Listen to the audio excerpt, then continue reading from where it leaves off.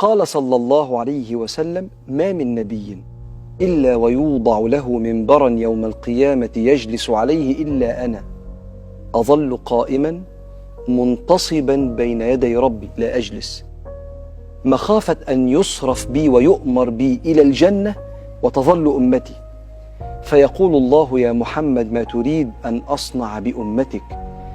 فأقول: يا رب عجل حسابهم، فيدعون فيحاسبون، فمنهم من يدخل الجنة برحمة الله، ومنهم من يدخل بشفاعتي، فأظل أشفع حتى أعطى صكاكا، صك يعني زي إمضة كده، حتى أن مالكا خازن النار ليقول: يا محمد ما تركت لغضب ربك في أمتك من نقمة. من كتر شفاعة النبي ووقفته لغاية ما يطمن علينا كلنا هذه الأمة سترحم. وافتكر لما ربنا قال للنبي لما شافه بيبكي: يا محمد إنا سنرضيك في أمتك ولا نسوءك. المشهد الثاني يوم ما سيدنا النبي كان ساجد عليه الصلاة والسلام وطول في السجود، والناس افتكرته قبض، حتى أنه رفع من السجود بعد كده وسألوه فلقوه مبتسم، وقرأ عليهم الآية اللي أوحيت لي وهو في السجود: إنا أعطيناك الكوثر. فقيل له: ما الكوثر يا رسول الله؟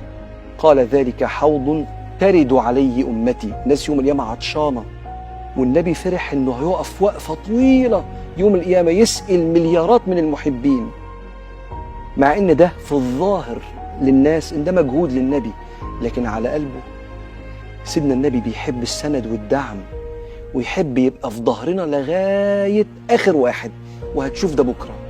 فيقف النبي ويستقبل الجميع، واللي هيشرب من ايد سيدنا النبي عليه الصلاة والسلام مفيش مشهد صعوبة بعد كده، لأن الحوض في وسط يوم القيامة، لسه بعديه مراحل تانية، بس لو شربت خلاص. عشان كده كان العلماء يقولوا: بقدر ما تتبع سنته ترتوي يوم القيامة من يده.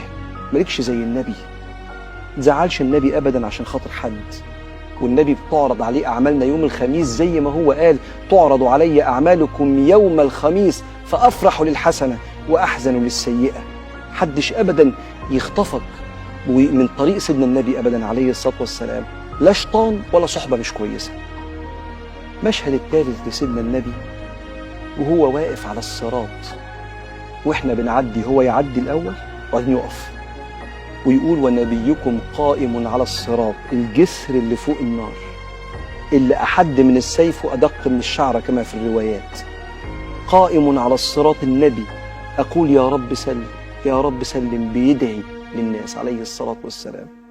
ثم الناس كلها تتجمع في حتة اسمها القنطرة، ما بعد الصراط فوق النار قبل الجنة، فيطلع النبي من وسط الناس ويخبط يقول: أنا أول من يحرك حلق الجنة.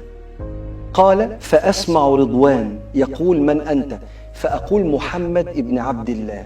فيقول: بك أمرت ألا أفتح إلا لك. فالنبي اللي كان لسه من شوية واقف على الصراط بيقول: يا رب سلم أمتي، هيفتح لنا كلنا أبواب الجنة.